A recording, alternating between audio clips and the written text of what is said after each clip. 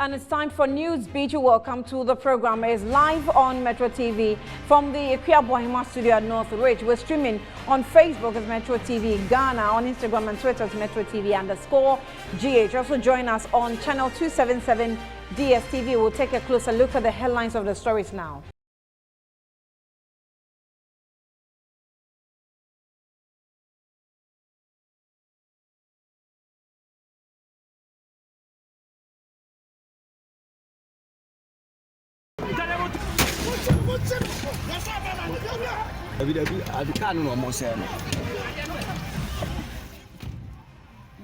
Government Community Mining Group and Ochihini's Environmental Task Force exchanged gunfire at Asamantafo in the Tiwa East District of the Eastern Region. We will get updates of this incident.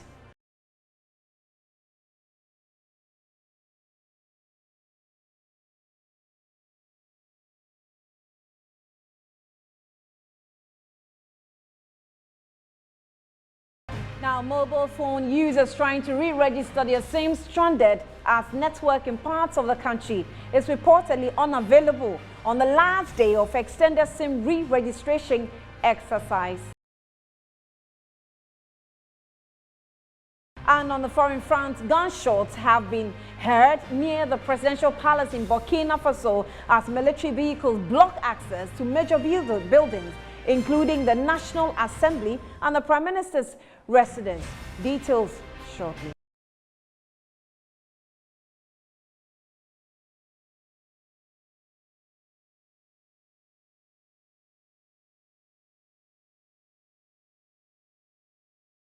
You're welcome back. The news now in detail. Now, a video gone viral on a man in smoke in the company of armed men firing weapons has raised security concerns. The man, believed to be the chief of Chebi Apapamu Osabarema Okojiamam Apaja Ofori IV, is reportedly in charge and mandated by the Ochihini to lead the Environmental Task Force in a bid to check Galamsey. The clash with the community mining group at the Asamantafo, the community mining group, which was launched by the government through the sector ministries, is said to have been at war with the task force, with the belief that the task force has been using, they say, Nima boys and Langas, so to intimidate them in order to take away their community mining concessions. Now, the Kebbi Divisional Police Command, together with the Ochiman Environmental Task Force, in a joint operation, have arrested 24 illegal miners at Asamantafo in the Etiwa East Districts of the Eastern Region. The 24 were in a group of about 36 illegal miners who were busily destroying some farmlands in the Asamantafo community when the team pounced on them.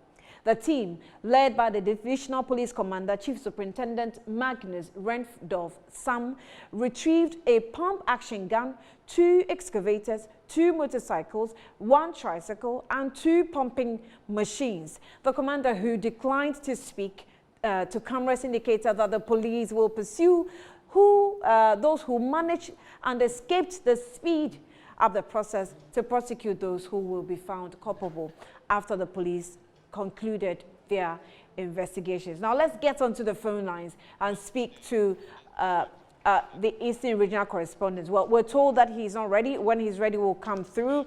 But let's do some more stories on this. Following the shooting, Member of Parliament for North Tongue Constituency, Samuel Okudzeto Ablakwa, has called for the resignation of some metropolitan, municipal and district chief executives. He says the failure of the state to curb Galamsey has led to this mayhem. When you begin to see what people are now calling environmental watchdog task force or task forces, and they are armed to the tooth, and I really am shocked at the sophisticated weaponry available to these task forces. Are they really well trained? Who trained them? What this epitomizes is a failure of the state. Let's be brutally frank this morning.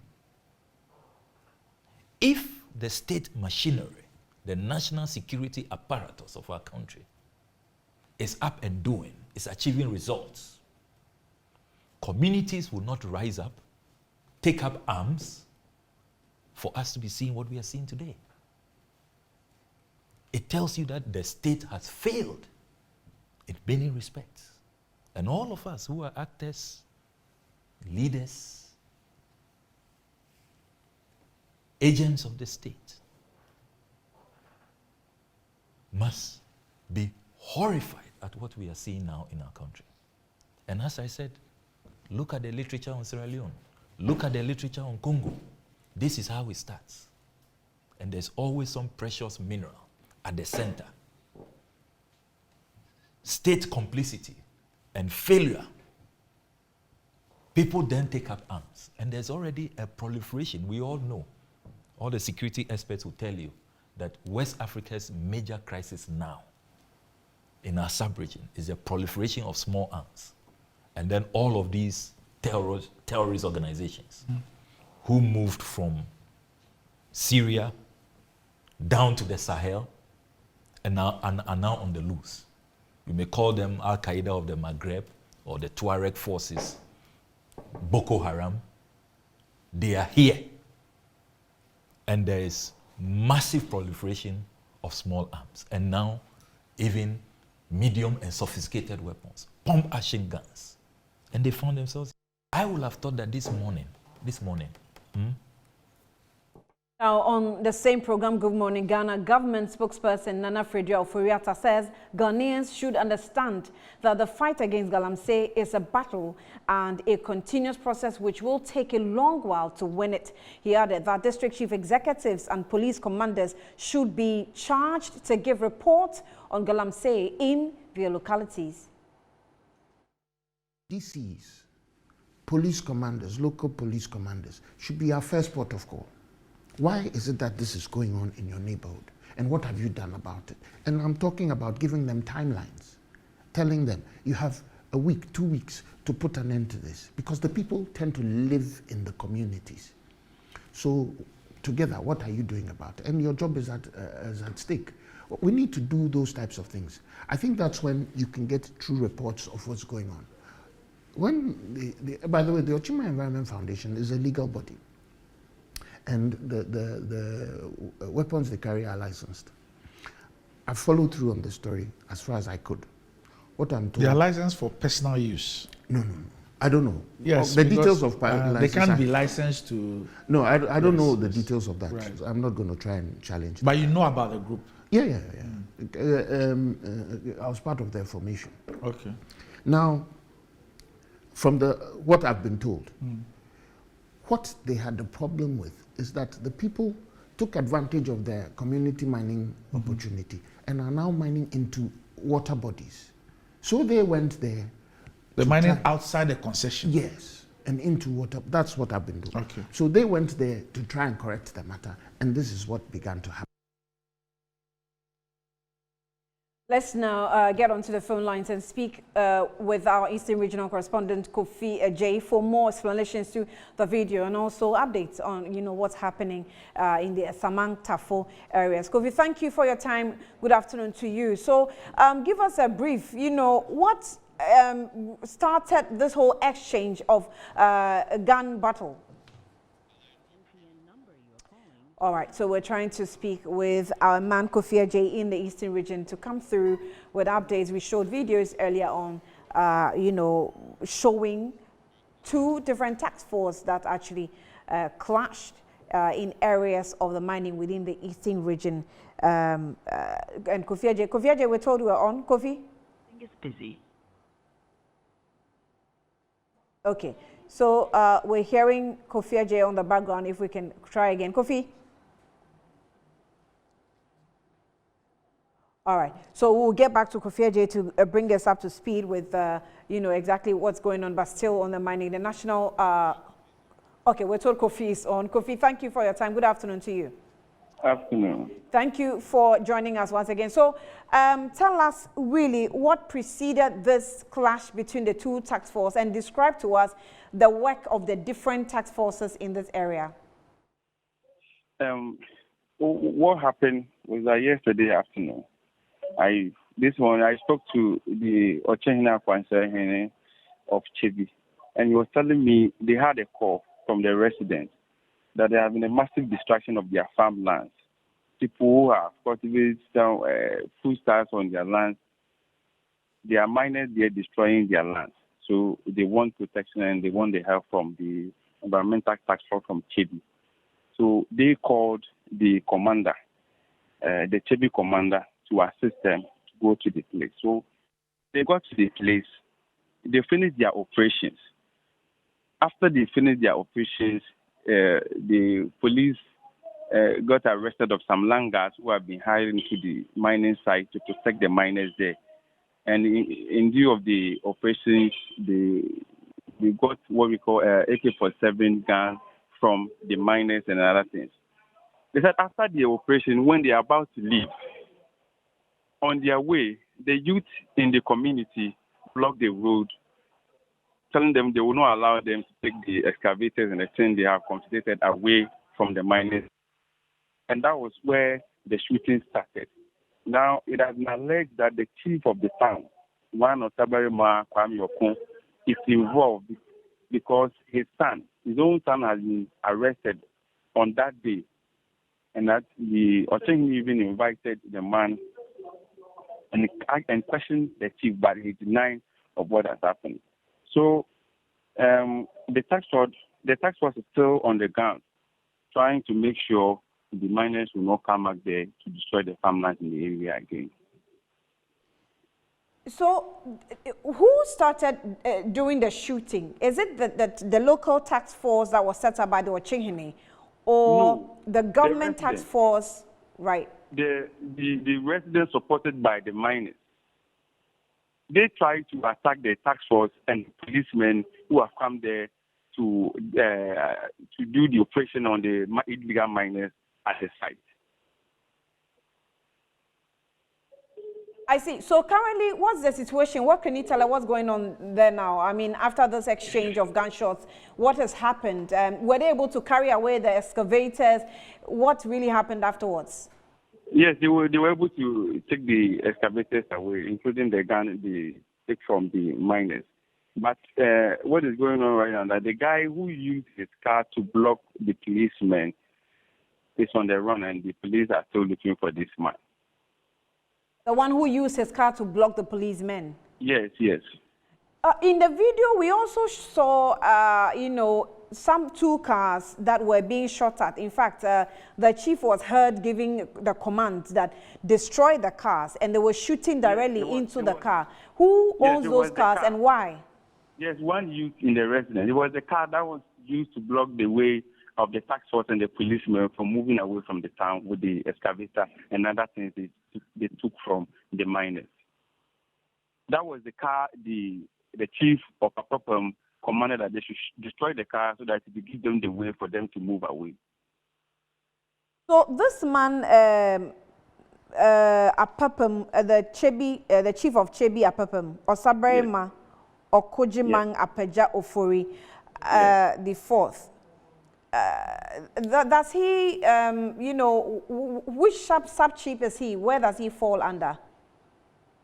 He's the leader of the environmental task force of the Chebi. Yes. He was leading the task force with the policemen to the mining site. But by his chieftaincy, he pays homage to who? The Ochehini. The Ochehini, okay. Yes. That's what Sabrema Amoetia for a penny. Yes, he's the Chebi Apapum Hine. And in terms of his role, he leads all wars for the Ochehini in the area. And they are part of the task force, the environmental task force of Chebi. What is the state of young men who are into, galamsey? I would say, I don't know if I can describe it as illegal mining, but what's the state of, what's their state now currently after that exchange? What are they doing? Have you heard some conversations going on the ground? From the residents, one or two people I spoke to, as it stands now, the police are still around the area where the operation happened yesterday, monitoring that they won't allow the miners to come back to the place again. And because the task force were called by some of the residents who are farmers and their farmlands are being destroyed, the task force has also left some people behind to make sure that these miners will not come back. When this is not the first time these things are happening. Last time we went there and there was a massive destruction on some cassava lands and the whole places were destroyed. The farmers were there even crying of that they have no idea of what is happening. So now that the task force are in there, what will happen is that the policemen need to come and support them, or else when these miners come back with their guns and other things, they talk about the residents are in shock. And all right, so at this point, you can say that no mining activity is ongoing in the area. All right, I think we've lost Kofi Ejay, but that is our Eastern Region correspondents coming through with that report from where the shooting is today. But let's go back to that video so that you get it if you didn't get the opportunity to watch it early on.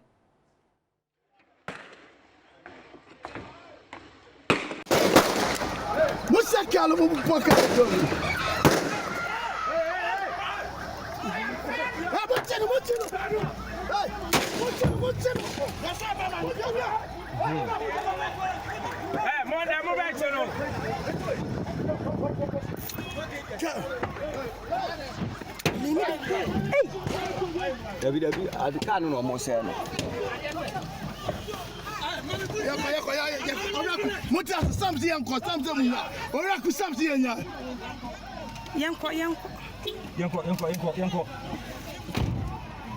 Oraku, sit down. Oraku, sit down. Sit down. Oh.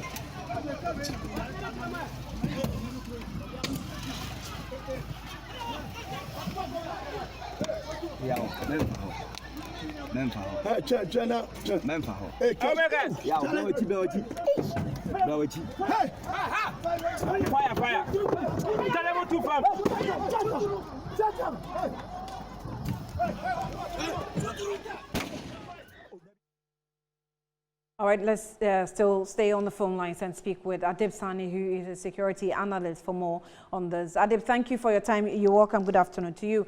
Have you had the opportunity to see these videos that were shown on the screen? Have you seen them, or you are not able to have access? Can you hear me? Yes, I can hear you. I can hear you. I've seen it. I've seen it severally. I've played it frame by frame. So with your security background, what can you tell us from what you see in the video? Okay, so I've seen quite a number of narratives.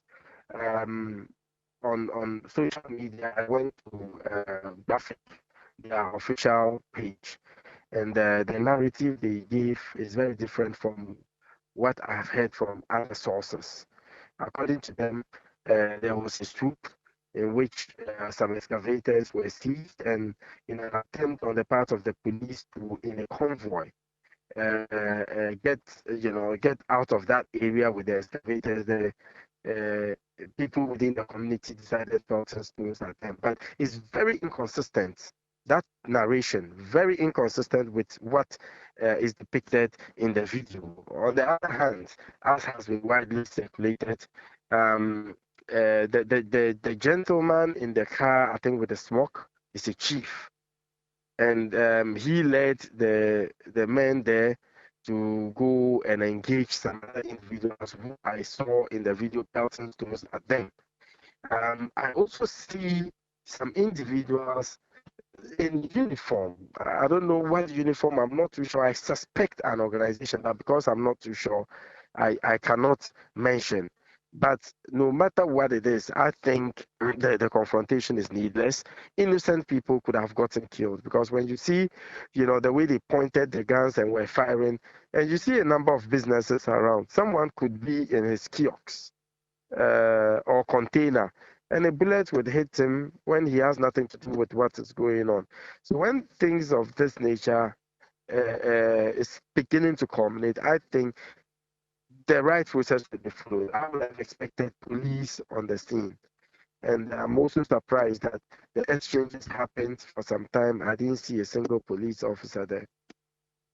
Nana Freddy Oforiatta, who comes from that area and also a chief, has indicated that this is actually very normal within these Galamsey sites or communities. And so we in these areas might not really get the picture clearly, but it is what's happening in the mining community. So we cannot kid ourselves and think that this is just something new. In fact, that's the nature of the war. Absolutely. I mean, there's a great deal of lawlessness within these Galamsey communities. And I've always stated, Annie, that a lot of these, every single Galamsey site has a gun. That's something we can run away from. And most of these guns are, illegal. Even the Chinese, who are engaged in these Galamsey have guns. And when you ask them, they tell you that sometimes when they get the gold, they are robbed, and so they need to defend themselves and all that. So for me, I'm not surprised, because if it were not a lawless area, by now we would have been able to stop Galamsey. The fact that we haven't, despite the several government efforts on operations and involvement of the military, the police, and other security services, Galamsey is still ongoing, should tell you that these areas are lawless, and we need to address it, because criminal elements who are engaged in other forms of criminality, whether it is weapons trafficking, human trafficking, and even terrorism, can take advantage of the lawless nature of the area to easily establish a foothold. Okay, so we cannot afford to allow this to happen. We have to send notice. Serve notice, excuse me. We have to send a clear signal to the effect that we are a country that is governed by the rule of law, and we're taking none of that. So I would have expected now that the police would issue a statement, action would be taken beyond the statement. So by the close of today, we would get more light into what really the facts of the matter is, because for now I'm getting conflicting reports. Adib, we'll work with you and see how we can also get the same report as you also investigate. Thank you for your time. Adib Sani is a security analyst. The video has just emerged, and also we here at Metro TV will be following up, conducting some more interviews to get a clearer picture of what really happened, if the battle is between two task force or Galamsey workers and task force. So that's it for that story. But let's move on to some more war. But this time, the National Communications Authority, NCA, has denied responding to a suit filed against it and the Attorney General over the directive to block unregistered SIM cards at the end of September. The 9 people suing the NCA are asking the court to place an injunction on the directive, arguing that the Ghana card, which is solely the identity card needed for registration, has not been made available to millions of Ghanaians, including themselves. Now, there was more also in the following report as captured by Metro News. SIM card owners in Ghana who have not registered their cards started facing punitive actions on Monday, September 5, 2022, ahead of the September 30 deadline. The mobile operators began imposing the punitive actions on unregistered SIM cards following a directive from the National Communication Authority to compel persons who have Ghana cards but have still not registered their SIM card to do so. The pressure group, the People's Project, sued the NCA and the Attorney General over the ongoing SIM card registration exercise. The group is asking the Supreme Court to declare the deadline for registration and the associated punitive measures for non-registration null and void. It argues that the punitive measures are unconstitutional. The suit follows the NCA's announcement that unregistered SIM cards will be blocked after the deadline on September 30. Now, my colleague Shadrach Odamiajare has been to some registration centers to gauge the last-minute efforts by SIM card holders to re-register and join us with the situational report. Shadrach, thank you for your time. Good afternoon to you. Where are you currently located and what's going on there? I'm currently on the ring road here at Circle. This is the MTN office. Earlier, I was on the Osu Oxford Street where we saw some people seated at the Vodafone office and then the MTN office, since they are almost at the same place. But from those sides, the people there are not so much like we saw in the previous days. But here we have quite a number. I spoke to one woman early on who says she came in around 5:30 a.m. and after 6 minutes after 12, she was catered for. So that is about 6 to 7 hours later after her arrival. But from here, you can see a very tall line. You have the first phase from this side, and then you have the second phase where people are still in queue waiting for their turn. And then now it doesn't look like everything is happening inside the office, because we have registration personnel here outside who are trying to cater for the people queuing. So there's been issues earlier about network lagging, but now they've tried to ameliorate the whole situation where we have different personnel situated at different vantage points catering for all the people you are seeing here in the queue. But there are other people who have had to continue with the queue up to this end, Annie. Other people are also waiting for their turn. Boss, good afternoon. Please, what time did you come here today? Around 3. 3 a.m.? 3 a.m. And what have they told you so far? Oh, man. Almost network noon. Almost network. Network. Say, I call you saying. Say, I'm going to me and register my dear cry. Now, why your Ghana card? My. Why your Ghana card, Dada? Yeah. Into who trying to say Bedru? So, but you're first saying? A friend Nate. Okay, so Nate says he came here at 3 a.m. today and he's been waiting to get his SIM card re-registered. According to him, he's still here because of issues that has got to do with networking. Right. So he's just waiting patiently for his turn. Can you hear me? Okay, from where you are, or where you earlier on visited, did you see one person or two or three who were able to register today with the areas you have been able to visit?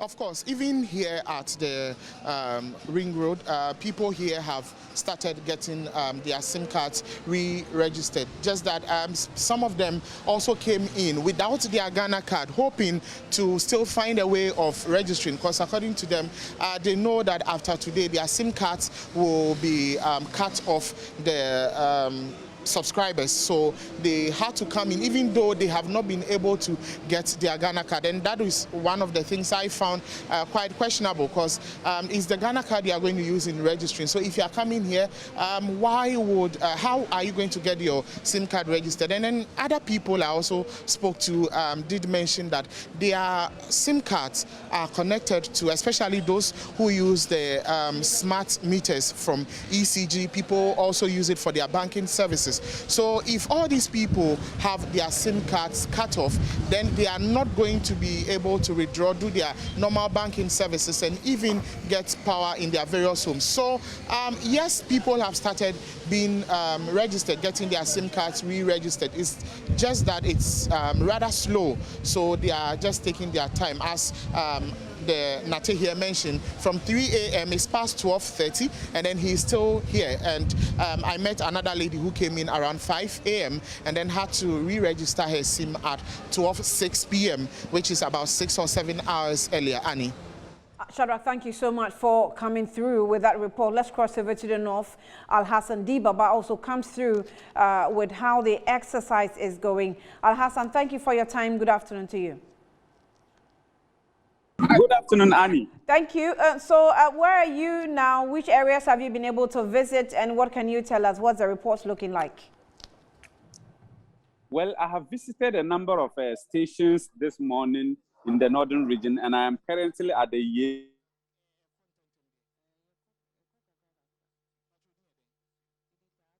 place because there's no network to process their SIM card registrations. So I spoke to many of them who complained that if nothing is done about the situation, they are going to suffer a lot, because many of them are using their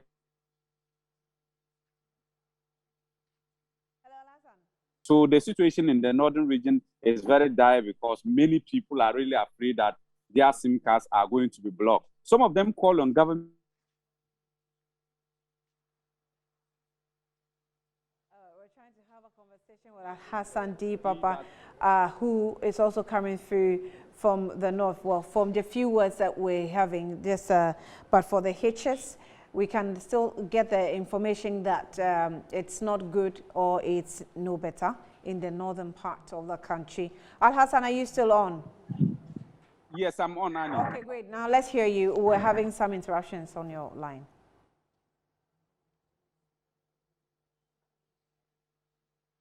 Can you go on with the report? Yes, like I was saying, many customers are calling on government, especially the NCA, to extend the date because according to them, there's no network to process their SIMs. And I found out from many officers who told me that the system is not. So I'm having a network challenge again, Al-Hassan, but from what you're saying, is that to say that no one, at least from your area, is able to register? You haven't seen a person or two or three able to register today, right? For the past 3 days today, nobody is able to register anything in the northern region due to the how poor the network is. And right. Controlled by NCA and not the telecos. So people are stranded. You can see in the shot, many people are stranded at the Yendi municipal MTN office because there's no network to process their SIMs. And they've been asked to wait. Yes, they are. Nobody asked them to waiting because they are afraid that their SIM cards may be deactivated. So they are all sitting around the office just hoping that the network will resume so that their SIMs will be processed. But here, as we speak, nothing is happening because the network is not good. Right, thank you. We also have a Central Regional Correspondent, Akwesiado, with the details of his area. Akwesi, thank you for your time. Good afternoon to you. No, Nani. Okay, what can you also tell us? Do we have at least some few people able to register or nothing is happening? Okay, Annie, so over here in the central region, the various offices of the telcos are as busy as usual as they've always been since the order was given to everyone to have their SIM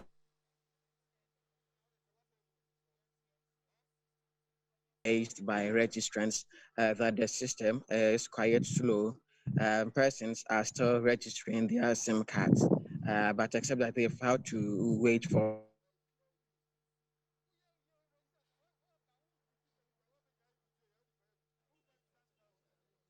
Also, we are experiencing a network challenge here. We're not able to have a smooth conversation with our correspondents, but I'll bring you some more on this subsequently. Let's take a breather now. We'll be back. Sure.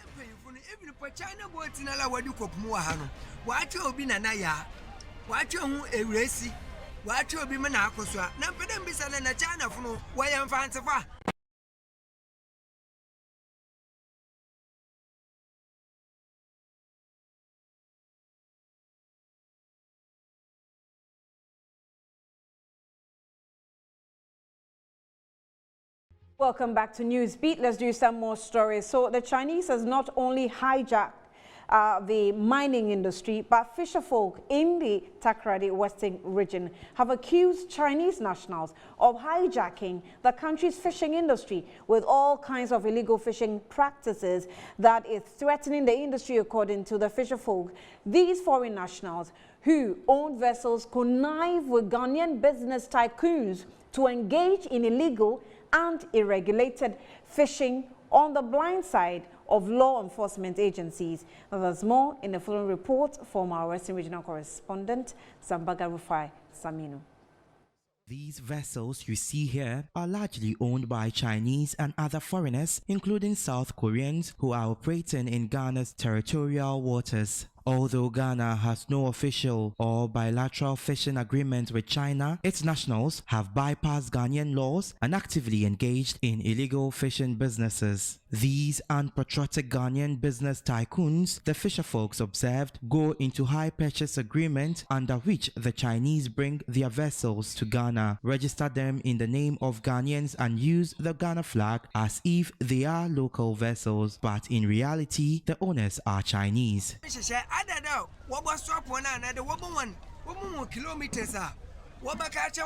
kilometers because on what in a day. And to the man one someone be one way, you man, and no difference in me no muyano. And so I want to say, what about being one? I'm not sure why I be there every year in one up on a walk on.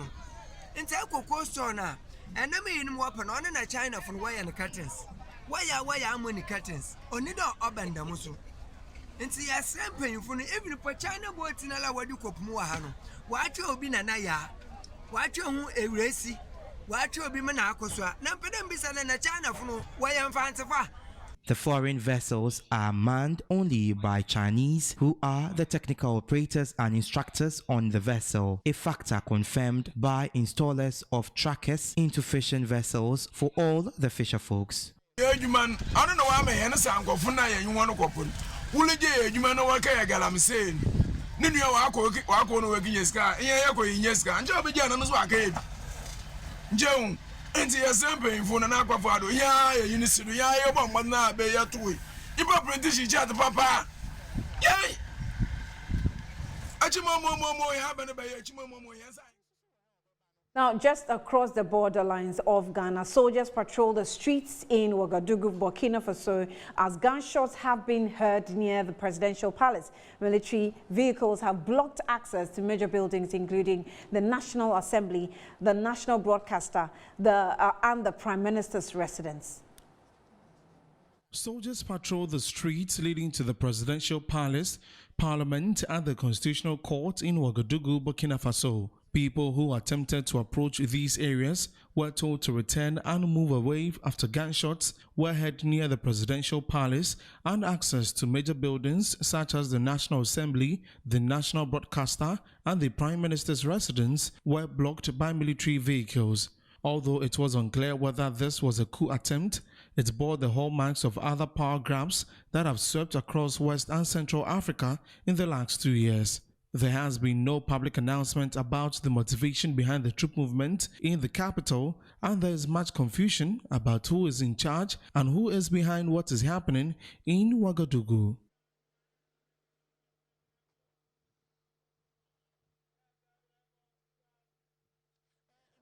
Well, you're still watching Newsbeat here on Metro TV. Winston Taki is with me to give us some more details in what's happening in the news, but in the world of business. Winston, good afternoon to you. Good afternoon, Annie. Ghana for no way, China for na China for Ghana for. A serious as simple. All right, we'll be back with business right after this.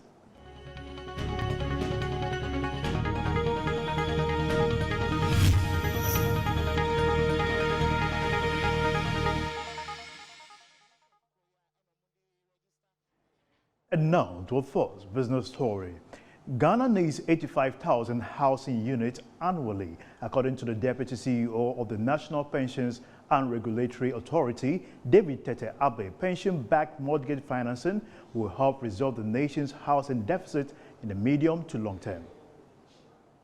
A pension-backed home loan, as per the Pensions Fund Act 19, is an alternative form of housing finance where the loan is secured by your retirement fund savings instead of a mortgage bond. Speaking at Ghana's Pensions and Alternative Financing Summit, the Deputy CEO of the National Pensions Regulatory Authority, David Tete Abe, says his outfit has put in place a reform to transform mortgage financing in Ghana. Potential of reducing Ghana's housing deficit whilst offering appreciable value to the contributors of the pension schemes.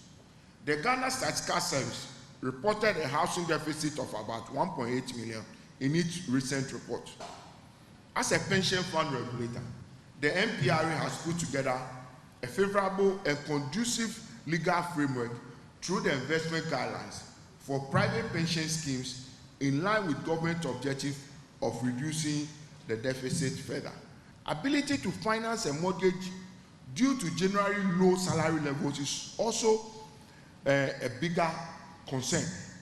Some developers also cut corners, and the resulting substandard properties in poorly planned built environment are some of the other concerns that make accessing mortgages and home acquisitions unattractive. The executive head of Metropolitan Insurance Trust, Isaka Ibrahim, gave insights on why people receive meager pensions. Your pension contribution is calculated on your basic salary. And so you may be going home with 5,000. But when you're on retirement, you'll be receiving, say, 500 Ghana cedis. Why? Because the amount that was contributed towards your pensions was not calculated on your 5,000. It was calculated on, say, 1,000 or 1,005. So when you get your pay slip, actually look at your basic salary and what you're actually going home with.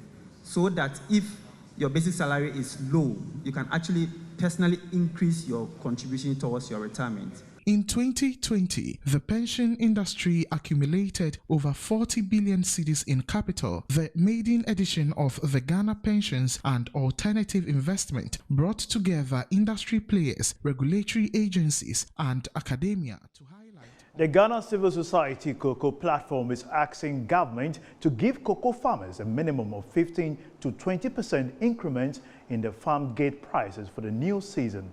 The platform says the estimation took into consideration challenges posed by the unstable Ghanaian cedi, the threat by mining, and most importantly, the need for farmers to be paid adequate and commensurate prices for their effort.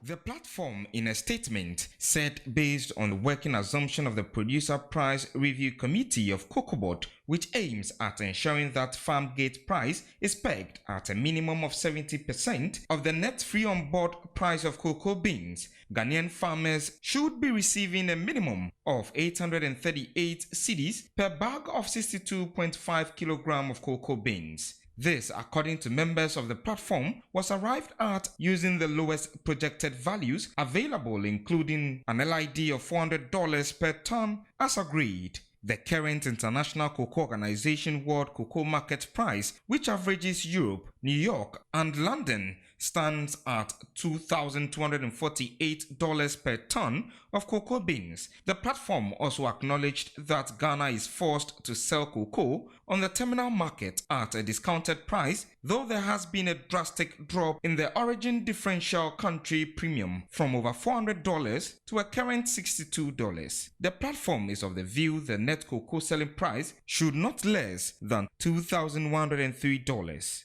Based on the 2020-2021 parameters for calculating the net free on board for cocoa beans, the platform expects the net free on board for 2022-2023 cocoa season to be not less than 80% of the prevailing world cocoa market price and should give the Ghanaian farmer 13,413 cedis per ton of cocoa beans. The platform says it hopes that the new prices on October will be. That'll be all for business here on Newsbeat. My name is Winston Taki. Sports will be back after this break.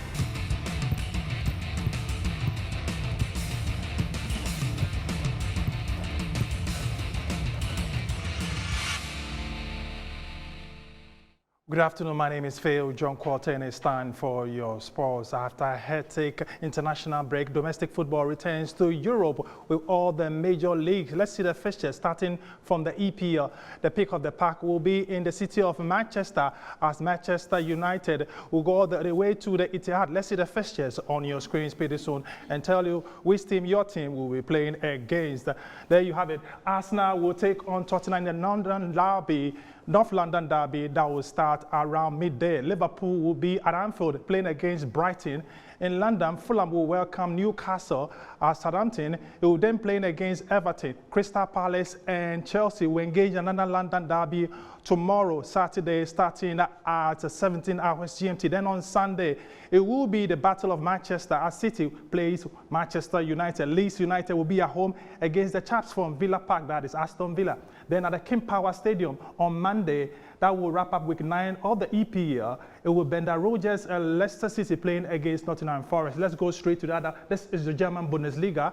It will be another derby in Germany because Bayern Munich will take on Bayer Leverkusen tonight.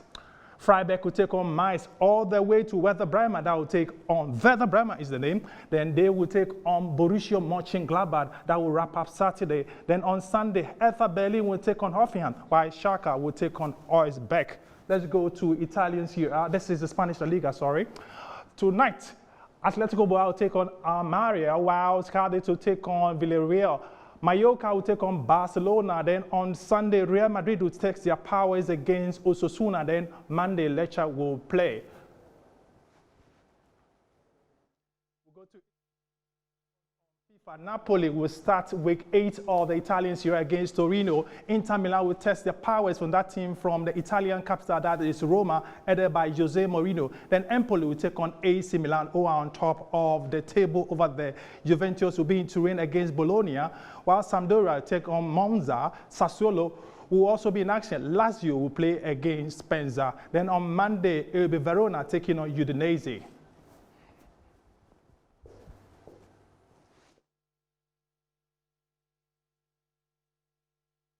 Well, just before we wrap up and make way for entertainment, let's focus on FIFA stories, because the president of the World Football Governing Body, Gianni Infantino, has indicated that organizing the World Cup in Qatar will enhance human rights issue in the Gulf. The transformation that football can bring, and thanks to the spotlights of football as well, many things have changed in Qatar. For example, in terms of workers' rights, of human rights. Things have still to change, but a process has started, and people are much better now than how they were before, right? So it has already brought positive change. And uniting now the world, also after a pandemic where we were all locked down, we were all isolated, bringing again the people from the entire world together, giving excuses or reasons for people to meet, to join, is something that I think is very important. FIFA President Gianni Infantino talking about organizing the World Cup in Qatar, trying to enhance human rights issue. That's your sports. My name is Phil John Corte. Up next, entertainment.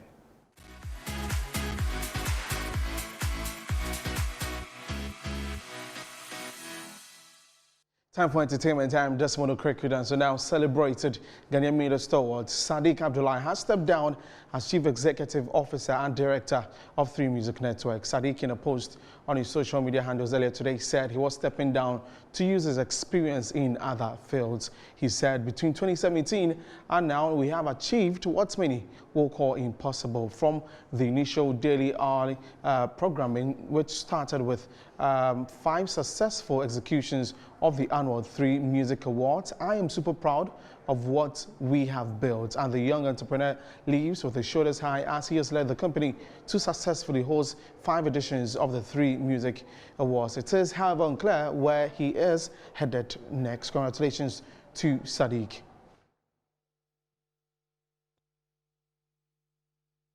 To the United States, where comedian and host of The Daily Show, Trevor Noah, has revealed he will be leaving the show after 7 years of hosting. The comedian came onto the show after succeeding Jon Stewart in 2015. What a journey it's been. Every single one of you who comes here to support us every single day, everybody who's watched the show, and then it's grown all around the world. And, you know, I recently went to India for the first time, and there are people there who, you know, have supported everything that we've done. And I just found myself filled with gratitude for the journey. It's been absolutely amazing. It's something that I never expected, and I found myself thinking throughout the time, you know, everything we've gone through. I've loved hosting this show. It's been one of my greatest challenges. It's been one of my greatest joys. I've loved trying to figure out how to make people laugh, even when the stories are particularly shitty on the worst days. You know, we've laughed together, we've cried together. But after 7 years, I feel like it's time, you know. I spent 2 years in my apartment, not on the road. You know, stand-up was done, and when I got back out there again, I realized there's another part of my life that I want to carry on exploring. You know, I miss learning other languages. I miss going to other countries and putting on shows. I miss just being everywhere, doing everything, and I'm really grateful to every single person who's here.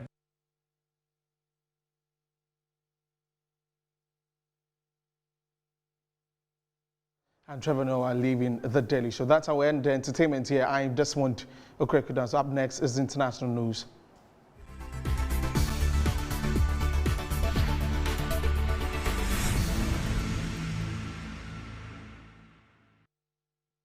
All right, thank you, Desmond, for the details of the entertainment news. Let's now take international stories.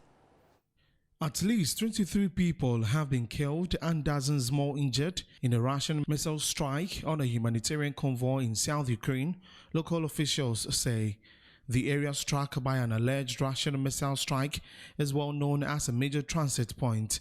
Russian forces attacked a car market on the edge of the city, killing people in a convoy of civilian vehicles and leaving bloodied bodies strewn across the ground. A suicide bomber has attacked an educational institute in the Afghan capital, killing at least 19 people. Students were preparing for an exam when a suicide bomber struck at this educational center. Unfortunately, 19 people have died and 27 others wounded. And on that sad note, we end the news. The bulletin came to you live from the Akua Hima studio at North Ridge. I am Ania Fampofu. We're back at 2 with the Good Afternoon Ghana, at 4 with the news flash, at 7 with Newsnight, and at 10 with Newsline. Thanks for watching.